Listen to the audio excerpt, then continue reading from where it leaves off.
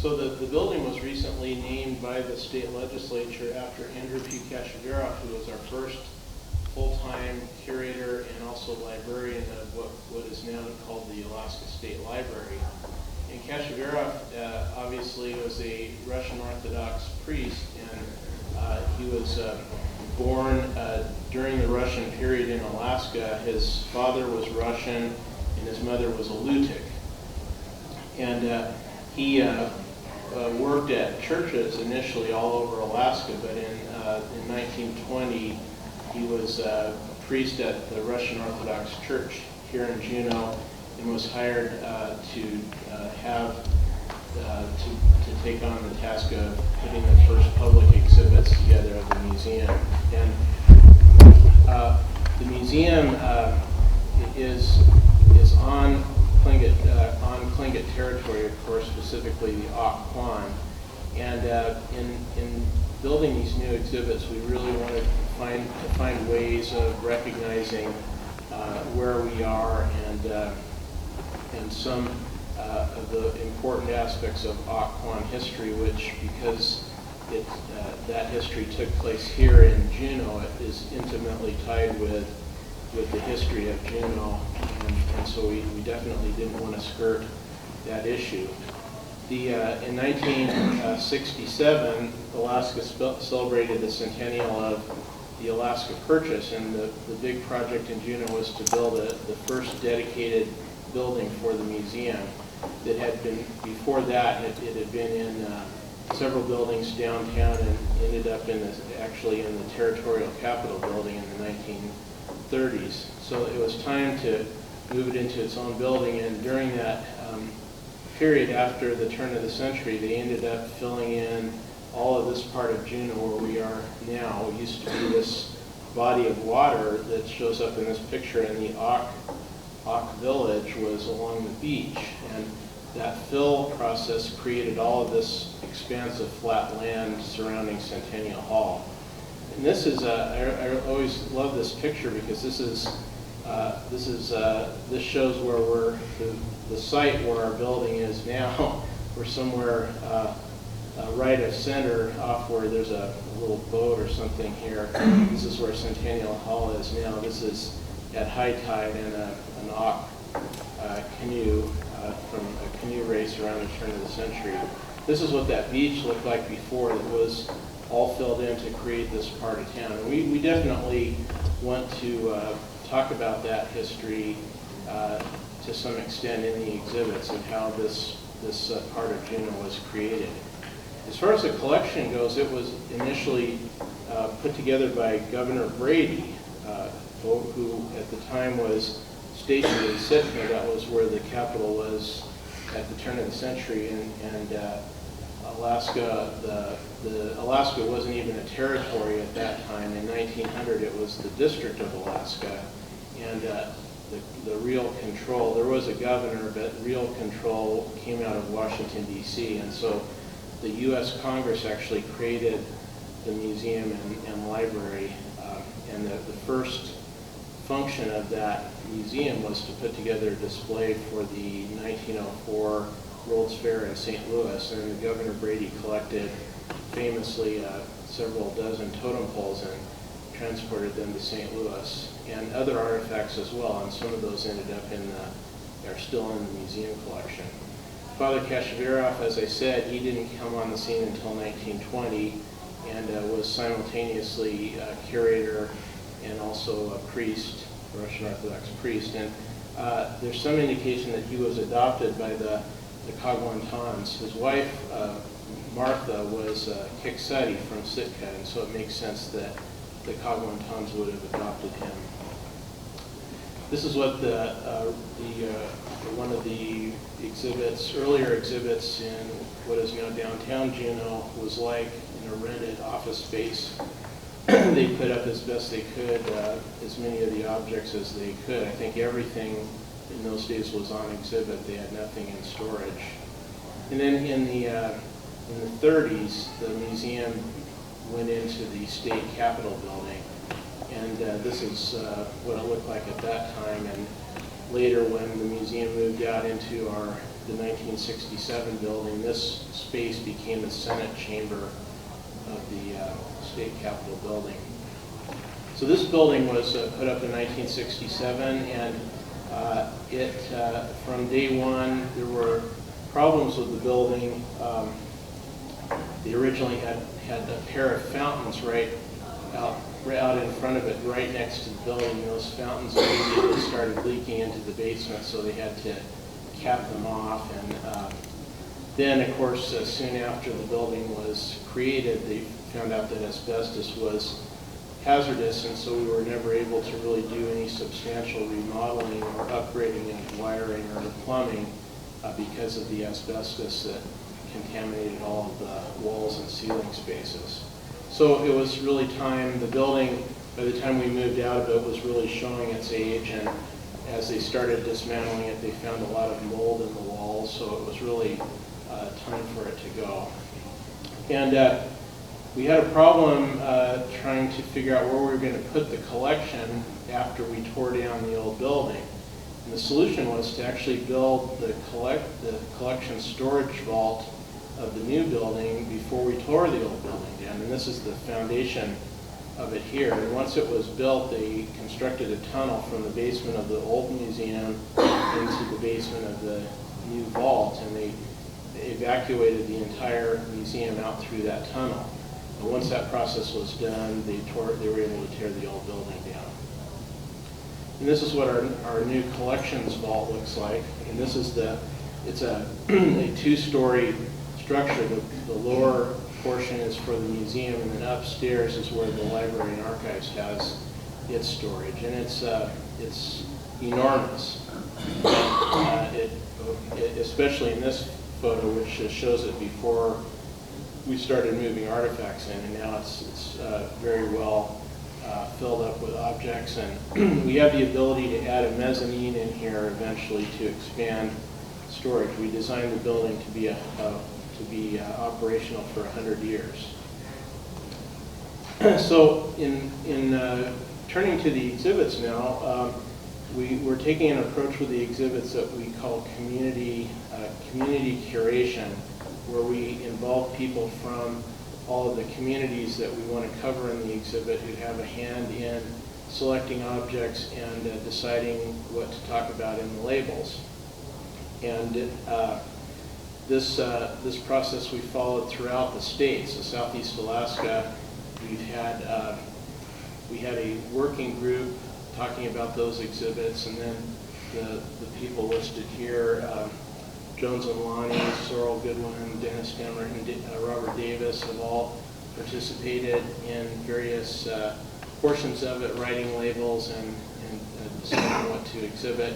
The similar process was followed not only for the Alaska Native cultures, but in different communities as well. We've had a lot of community input into what is going into the exhibits. And this is the layout.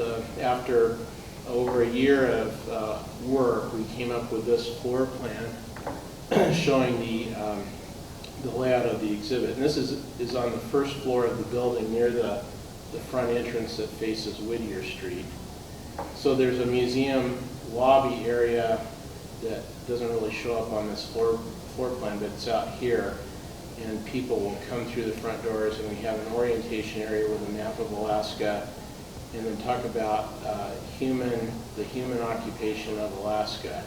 So that'll involve archaeology from some of the earliest sites in Alaska, as well as showing that alongside Alaska Native traditions of origins.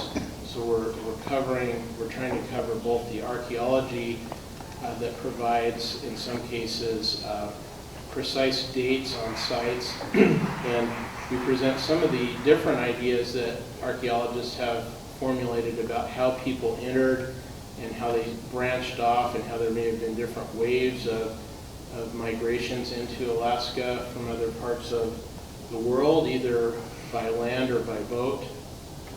But we also talk about Alaska Native origin stories too that indicate the people have always been here.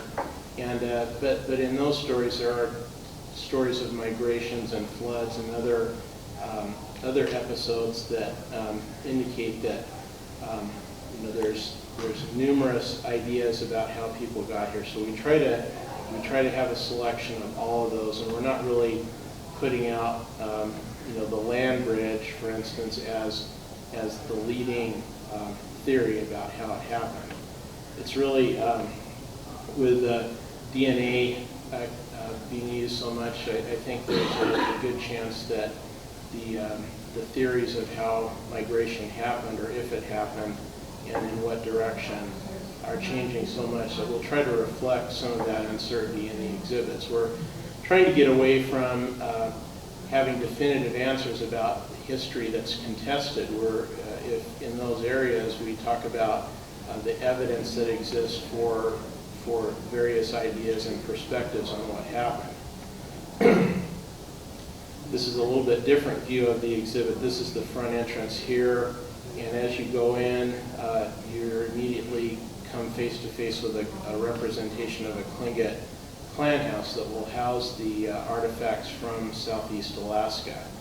And then as you proceed through this initial area, there's Athabaskan, Yupik and Inupiaq, Alutiiq, and Inanguk, and also in the middle some cross-cultural exhibits too. And then as you go all the way to the back, and then it switches over to Russian culture and then American period. But we really struggled on this because we didn't want to have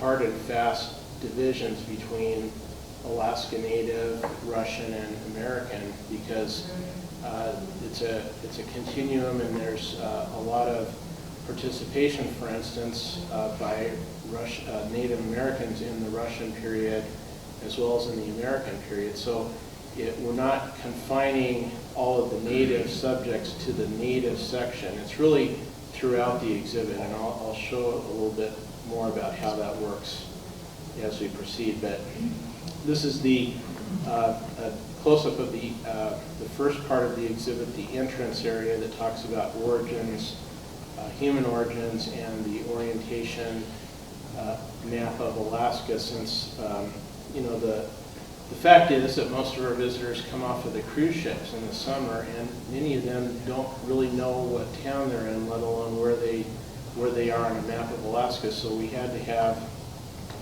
some very basic information about the state at the entrance, but we really made a good effort, I think, to make sure that the exhibits themselves have something for people that are Alaska Native or are well familiar with Alaska history already. So there's something for everybody here. It's not just kept at a very basic level along those lines. So the Northwest Coast exhibit is within the confines of this representation of a house that we contracted with the same folks in Wrangell who did the Chief Sheikh's house restoration. And that's actually, that house is going up as we speak across the street.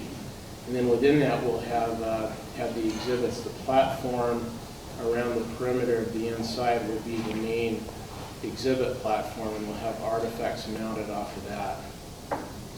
So one thing we really want to make a point of is that Alaska Native history has been well recorded for thousands of years, and we wanted to point that out both in terms of how we interpret Northwest Coast Native art, which to a great extent is history. It is art, but it's also history, a way of recording history. And also there's traditions of recording history, obviously, from other cultures in Alaska, like this knotted sinew cord, which is similar to the South American quipus. They're cords that have knots and beads, feathers, and yarn and things woven into them that you can read that. They're a memory aid for the telling of a story. So this shows how Alaska Native peoples preserve their history, and it's along the same lines of the European tradition of recording history, just in a different form. So in the origin section, we have some of the early artifacts from thousands of years ago. In this case, a carved ivory human figure from St. Lawrence Island, stone oil lamp from Kodiak Island area, and a Southeast Alaska petroglyph. We also are lucky to have in the collection some of the organic materials from very early on in Alaska's, before the Europeans came. There's several waterlogged baskets that are in the museum, one from the Thorn River area of Prince of Wales Island, and another several from Baranof Island.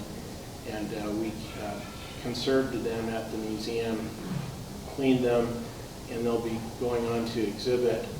For the first time, really, we figured out a way to safely do that. They're so fragile that even vibrations from people walking back and forth in front of the exhibit case can cause damage to them, but we have a good way of shock absorbing material that we can lay that out on. And on the left, this is the original basket that's about 6,000 years old, and this is Dolores Churchill's recreation of what that basket would have once looked like.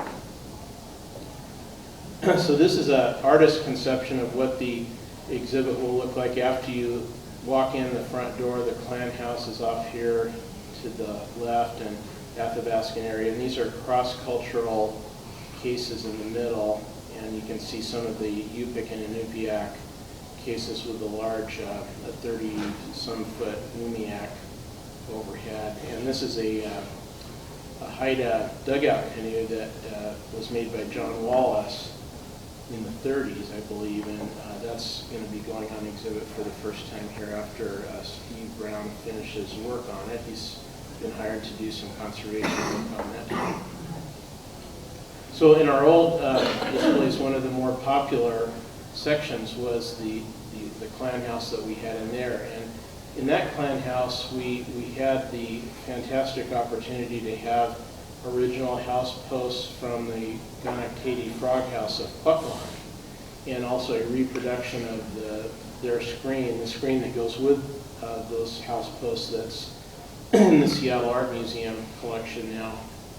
But we had these on loan, and the loan agreement said that once the Cultural Center in Pukwon is completed, they will be going back there. And I'm happy to say that it's almost completed, and it's going to be opening about the same time we open our new museum.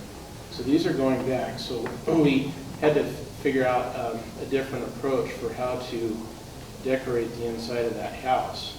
We did a lot of research on house styles from around Southeast, and we kind of thought the northern Tlingit style would be appropriate because that's where we are.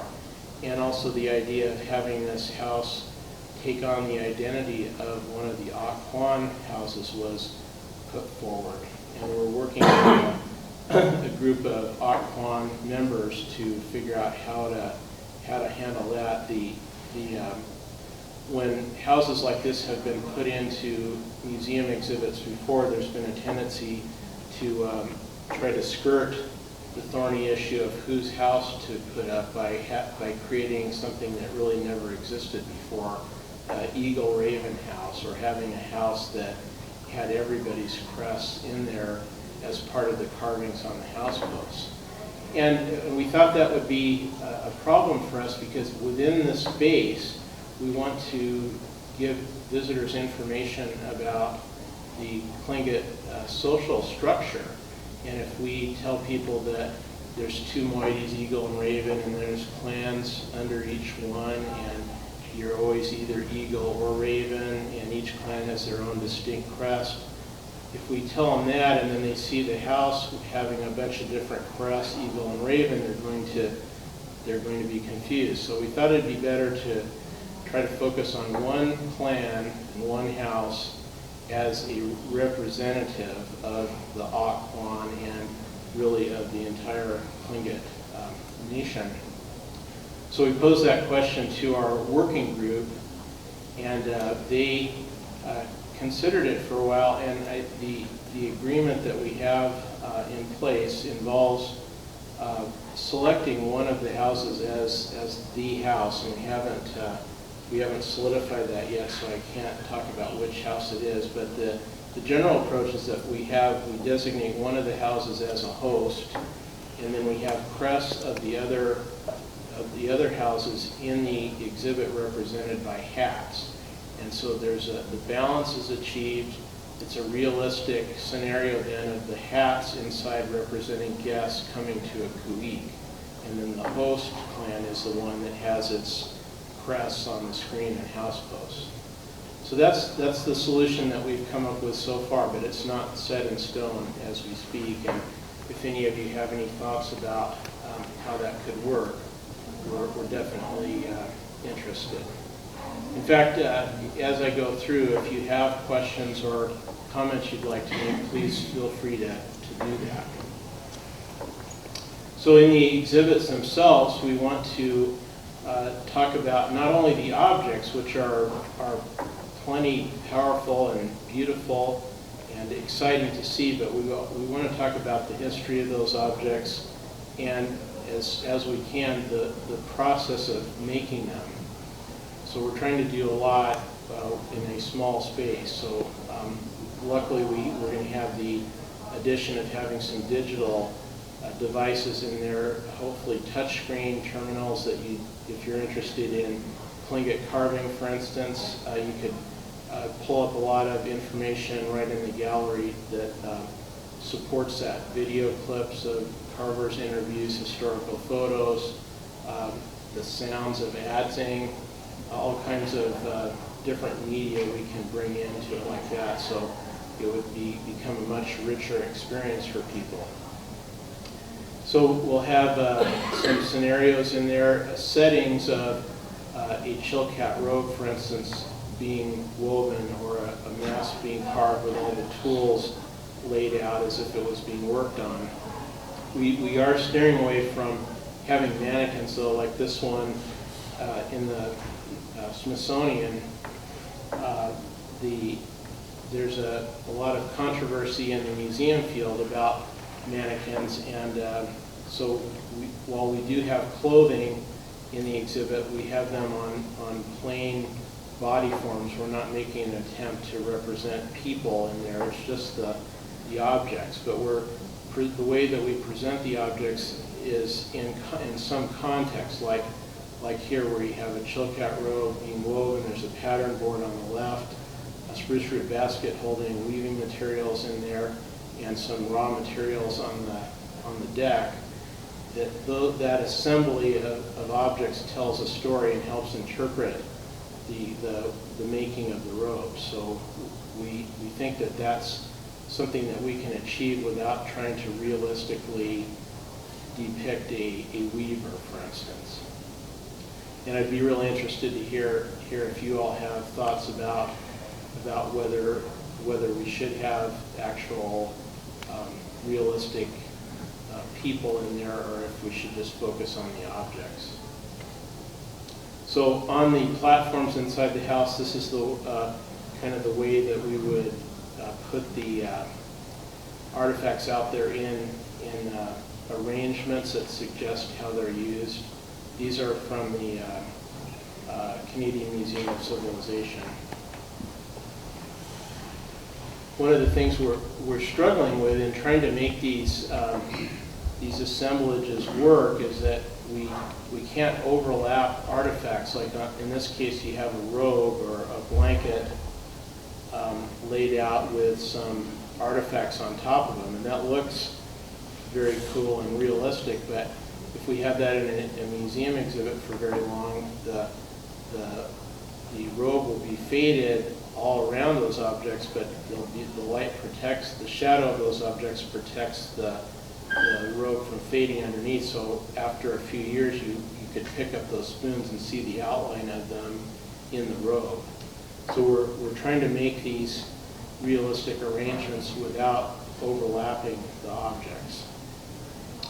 So then moving on through the southeast section, we have several cases, the ones marked in red here, that deal with cross-cultural topics. We want to compare different tribes in Alaska, and it helped people understand that there's not just, so many people show up and they think that Eskimos live in Alaska.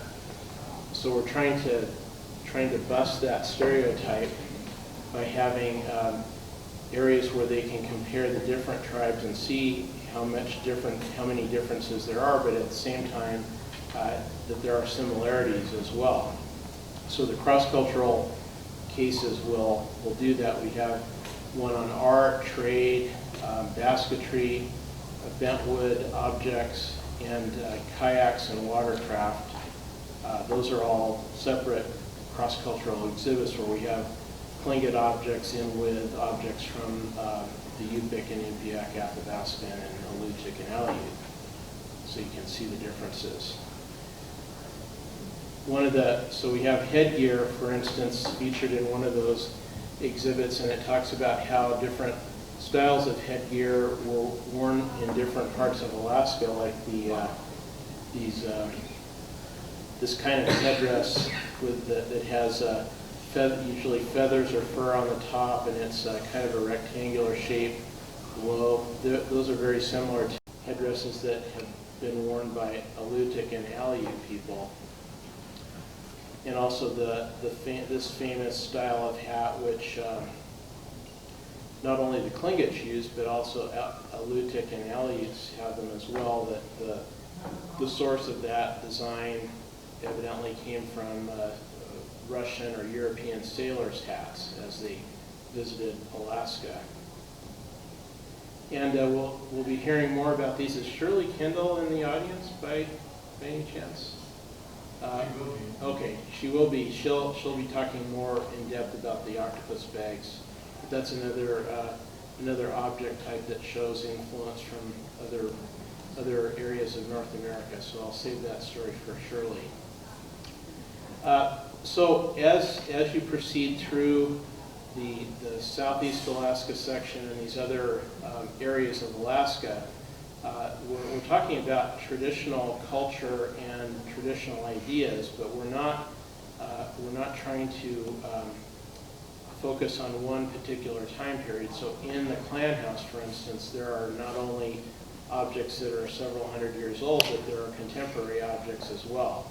And it's going to be continually reinforced that Alaska natives, Tlingits, and other tribes are still here and still doing many of their traditional activities. So there won't be this implicit understanding that all of those people were just in the past and have been assimilated.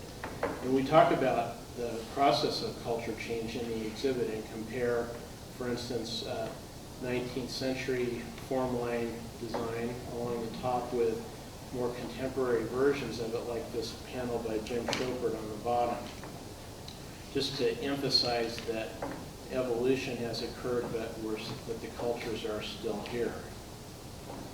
And we wanted, as an overall goal, we wanted to try to show show visitors something about what happens in the museum, our approaches to things and why we do things in a particular way. And we talk about repatriation of artifacts in there, and we also talk about some of the cooperative activities that we've done with different clans, like the restoration and preservation of the Sitka Kiksati frog hat and Chilkat robe. And we have an agreement with the clan where the objects can be exhibited at the museum, but the clan has the priority use of them when they are needed for ceremonial use. They get taken out of the museum, and since I've been at the museum, the frog hat has probably gone out 100 times from the museum over the years to different kuiks and other ceremonies. So it's kind of a neat program, and so we try to demystify a bit what goes on in the museum and why we do things the way we do.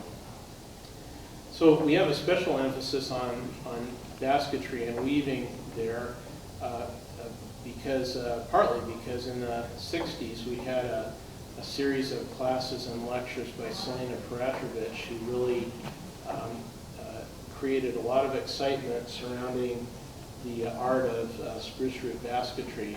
And We have a large collection of her work there, and over the years that tradition has been carried forward, and we've built a very large collection of basketry in the museum. So we have a special exhibit on Alaska Native basketry as a result. And we have a special connection to Raven's tail weaving as well because of some of the efforts in the early 90s to bring back that tradition that hadn't been seen in Alaska since the 19th century. And we have some of the contemporary Raven's tail robes. This is obviously one of the robes from the earlier tradition. This is Cat Lian at Sitka, about 1819. This is a watercolor by a Russian artist. And Cheryl Samuel in the early 90s came through and taught at the University of Alaska Southeast.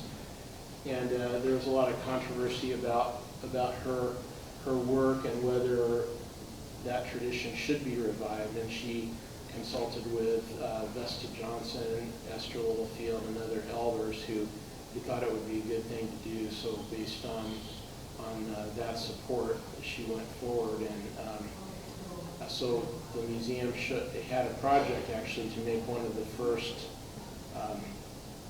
of the new Raven's tail robes, and we'll have that robe on exhibit. These are some of the weavers: Sia Hudson, Marcia Scudder, Jan Criswell, Marguerite Fiorella, Joni Lewis, and Cheryl there on the right. And there was actually about 30 weavers who all worked on that one robe, and that'll be part of the exhibit. There it is there. And Dr. Sobolev danced that robe for the first time at Celebration in '92, I think it was. And since then, that's something that the museum also checks out for ceremonial use. So as you go through the exhibits, we enter into a space that the working title of which is Europeans Encounter Alaska. This is talks about first contact with Alaska Natives, and then talks about what the European perspectives on Alaska were, what their goals were in coming up here, and then that morphs into the Russian area here. So we'll have in this section some of the Europeans' first charts of Alaska. Some of them are quite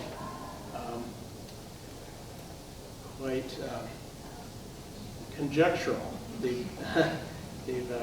They had theories about a river of the West or a Northwest Passage that cut through to the other side of North America, which they looked for hundreds of years and never found it. But this map actually shows that route.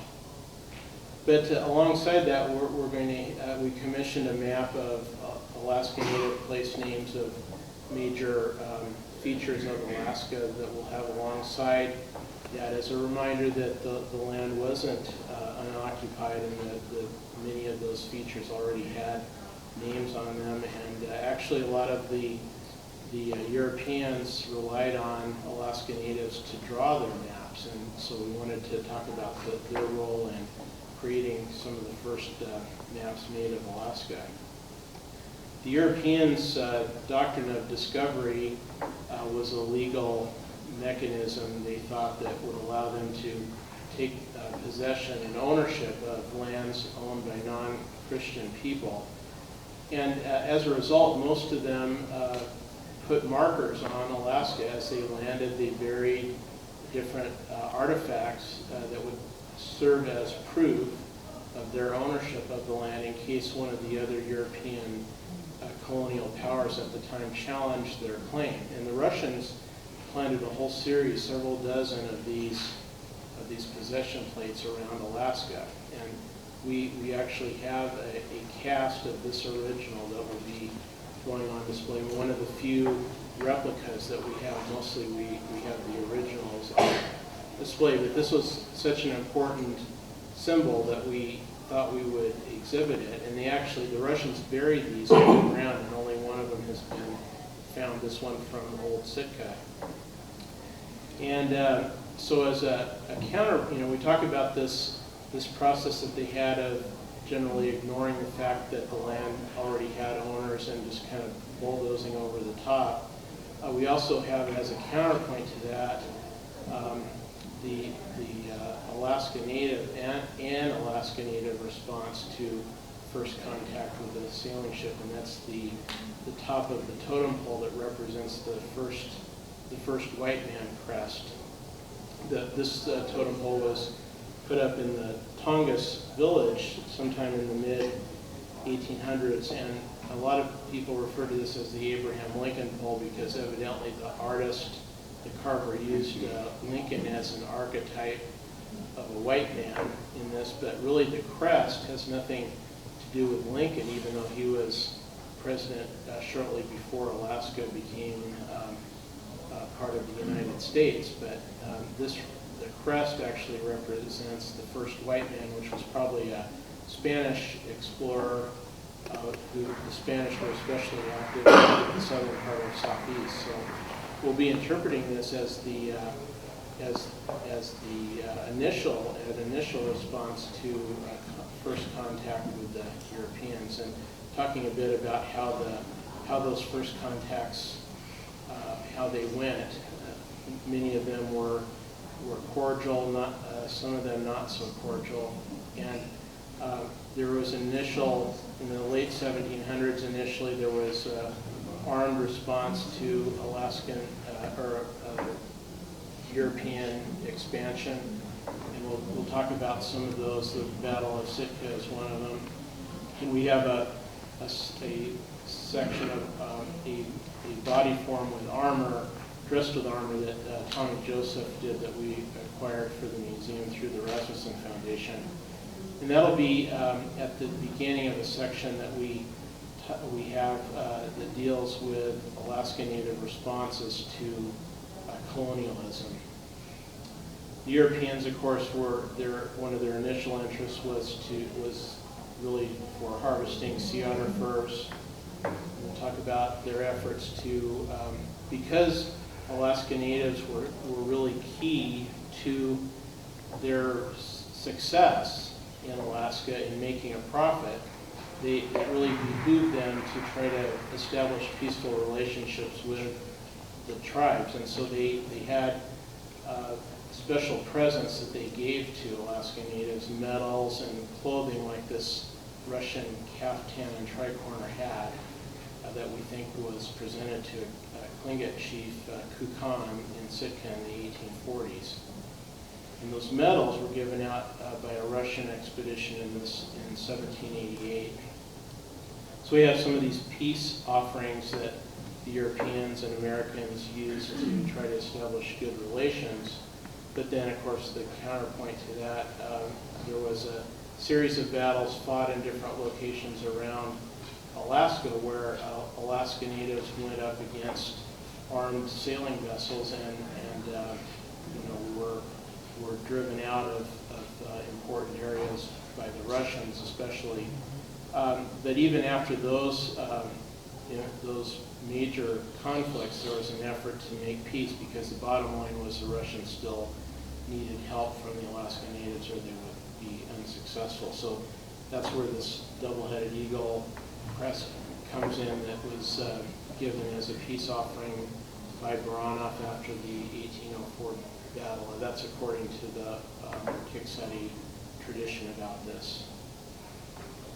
So the Americans, after buying out the Russians' business assets in Alaska, they carried forth the idea that they bought Alaska and sent the elements of the U.S. Army here initially to have a flag-raising ceremony on Castle Hill in Sitka, which before the Russians had gotten there was a site of Kikseti houses. The Russians built their Baranov's castle and their fort on top of that rock there, and then the Americans decided that would be the appropriate place to raise the Stars and Stripes over Alaska in 1867, and this is the original flag that was raised. And also there's a cannon going on display that was one of those brought by the first detachments of the U.S. Army sent to Alaska. It's a mountain howitzer. It's a small portable cannon that it all breaks the carriage and the cannon all break apart, and is actually designed to be carried on horseback, and a train of horses would carry this cannon. They were able to set them up really quickly, and that's the kind of cannon that the Americans first brought to Alaska. One of the original cannons was recovered from a shipwreck in Cook Inlet a few years ago, and we'll have that going on exhibit, just to show the beginnings of gunship diplomacy. Of course, the Russians pioneered that technique, but the Americans carried on with it, as they also carried on with certain techniques used to try to keep order among Alaska Natives, since there were no civilian law enforcement people in Alaska. The Army and then later the Navy and Revenue Cutter Service were relied on to keep order in the early towns and native villages in Alaska. To help with that effort in Alaska Native villages, the Navy appointed Native police officers. Originally, a lot of the clan leaders were the police officers, and the Navy issued them a uniform and badges and other accoutrements of police business. And that became a long-standing tradition. I think the Native police police force was active into the early 1900s. But this is, on the right is Chief Cowie's uniform. He was one of the local leaders of the Okkon, and we have his uniform. They also issued to people, various natives who they wanted to support, to show their good behavior or good work towards keeping the peace and helping the non-native officials. They gave these skookum papers out that would have a message on them. This one talks about a native leader from Huna being appointed as a Navy policeman, and that was from 1887. So the Americans have a history, as well as the Russians, of bombarding villages. In the late 1800s. That was a method used to, terrorize people. And one of the more infamous incidents was the bombardment of Yangon in 1882. And we have several artifacts that will be exhibited from that. On loan from the Klan is the Beaver Bowl, one of the few artifacts that was saved from the fire that destroyed most of the houses in Yangon. And we also have one of the shells, an unexploded shell that was dug up in when they were doing street repairs in Yangon in the 1930s. And we're getting on loan from the Sheldon Jackson Museum a portion of the whale harpoon that exploded, that killed a shaman that started the whole incident. We also will have that on display. And as you can see, these are really sensitive areas, and so in deciding about what to put on exhibit, we consult with, when it's a specific clan, for instance with the Beaver Bowl, we talk to the clan about whether or not it's appropriate to exhibit that, and if so, what we should say about it. We're bringing the experts into making that decision initially. The last thing we want to do is to make people, to re-terrorize them by going into some of these areas. But in every case, I've talked to hundreds of people about this now, and everybody has encouraged us to talk about these things because they're not talked about enough, and people need to know what happened. So that's why we're moving forward, and we hope that we're going to do so in a sensitive manner so that we don't end up turning people off. We want the general public to know more about some of these incidents so that they'll start to understand more about why certain issues are so sensitive today. But we also don't want to so overwhelm them with negativity that they they really hate the exhibit and don't want to hear anything more about it. We don't want to overwhelm them, but we really feel strongly that in this area particularly, when we talk about the Alaska Native response to colonialism, that we have to talk about the negative things, and then we can, once we have an understanding about that, we can talk about how the resilience of the people allowed them to survive through it. You can't just focus on the survival part. You have to talk about why the people had, what the people had to survive. So as a whole, I think the message is positive, that people can overcome such things as their village being destroyed by the U.S. Navy. And it also gives people today some understanding of why, there's been a lot of talk lately about the concept of, why can't Alaska Natives just get over it? And this is the evidence, the physical evidence showing why they can't just get over it.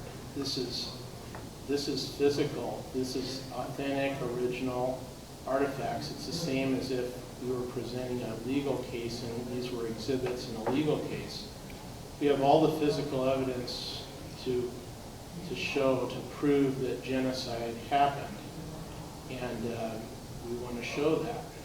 And it's not going to be debatable because we have all of the artifacts laid out there and people won't be able to dispute it.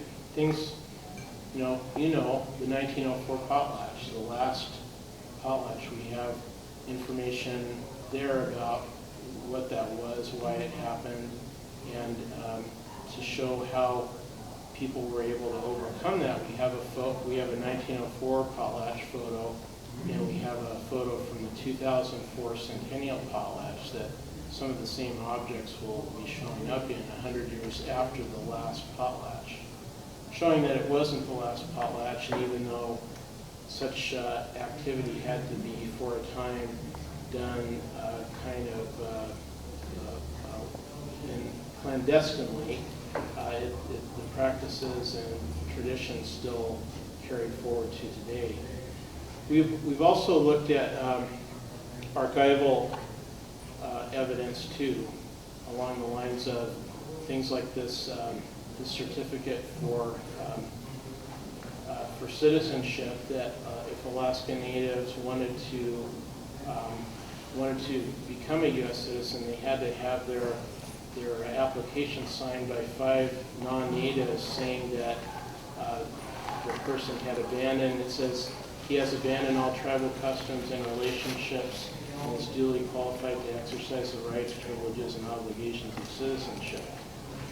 So right there, that says it all right there pretty much of what was going on in the 1800s and 1900s.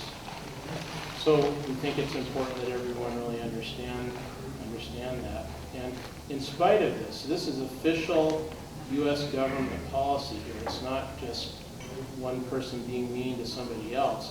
It's official policy. So it's time that people saw the documentation of that. We do talk about boarding schools there, and both the positive and the negative. And there is positive, according to many of the students who attended there. They felt that their experience, some of them at certain time periods, was very useful and helpful to them. But that isn't always the case, of course. It's like everything else. It's contradictory and it's a mixed bag. So we have to show the evidence, whether it's on one side or the other. So we will do that. But also, talking about this in context with assimilation and how these boarding schools were basically following the assimilationist approach, which was, kill the Indian, save the man. They wanted to turn Alaska Natives into non-natives and strip them of their language and traditions. And we'll have some before and after pictures. Presbyterians like to take pictures of the Native children when they arrived at school, and they dressed them in Native clothing, Native style clothing, And then they took another photograph of them with their hair cut in European-style clothing to show the physical transformation. But that symbolizes the emotional and educational transformation that happened as well. And some of it was positive in the long run, and some was very negative. But one elder from Sitka told me that it was actually the shamans that advised his clan to send some of their kids to these schools, because the shamans knew that the survival required that some of the kids learn the ways of the white man to use the weapons, the legal weapons of the new system, to fight for their rights. And so it wasn't necessarily always a case of the government forcing the kids going into these schools. There was a lot of agency on the part of the clans to prepare for the fight to come, and that was part of it, sending the kids to those schools and training lawyers like William Hall and other native rights, people who later became involved in the Alaska Native Civil Rights Movement, many of whom went to boarding schools. So I'm going to skip forward a little bit so we'll have time for Shirley. We talk about some of the material aspects of assimilation, like this changeover in clothing to Western styles. This dress here, a very beautiful gown, actually was made by Cecilia Kunz's mother, and she and we have a number of her dresses, but this is the one we picked to have on display. We even have the sewing machine that she used to sew it on, to talk about the process of assimilation. And Alaska Native Civil Rights Movement, no exhibit would be complete without talking about the Alaska Native Brotherhood, and there's 100 years of activities in that area.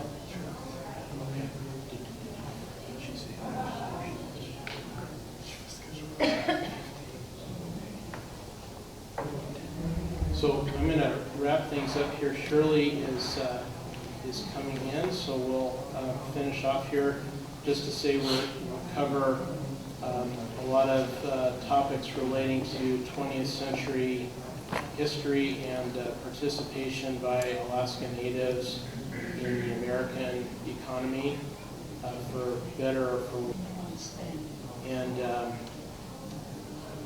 we'll end with just to say that Alaska Native participation in Alaska history is well documented throughout the exhibit in other sections where we talk about American political history, World War II, fishing, the oil industry, mining. There's the information about Alaska Natives' role in all of those things, the role in them and the impact of them on Alaska Natives is throughout the exhibit. So we really made a strong effort to make sure that it would be throughout. So I'm going to end it here. This is a very brief introduction to what we're doing, and I'd really love to hear from any of you that have ideas about the exhibit. It isn't too late to put them into play, so I really would encourage you to talk to me afterwards about this. And also, if everything continues to go on schedule, we'll be opening in May of next year, and I hope you'll be around after that to come visit. And I really appreciate your coming to the session today. So with that, I think I will go ahead and close out my program, and we'll turn it over to Shirley. Is Shirley here?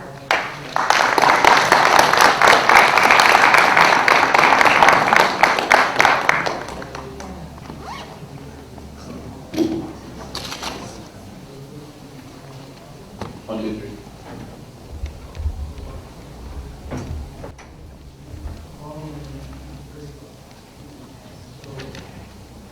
How about another round of applause for Steve Henrikson here?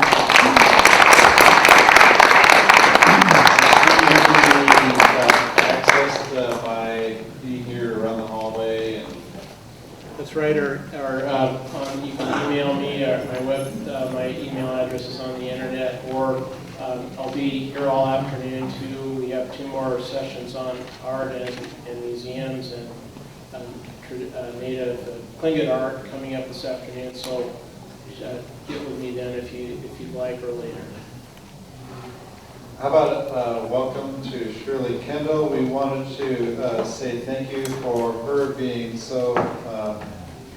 such a team player in working with us. Hers ran over from yesterday morning, and she moved hers to this morning. She is going to outline and discuss the anatomy of making an octopus bag. Please give a warm welcome to Shirley Kendall.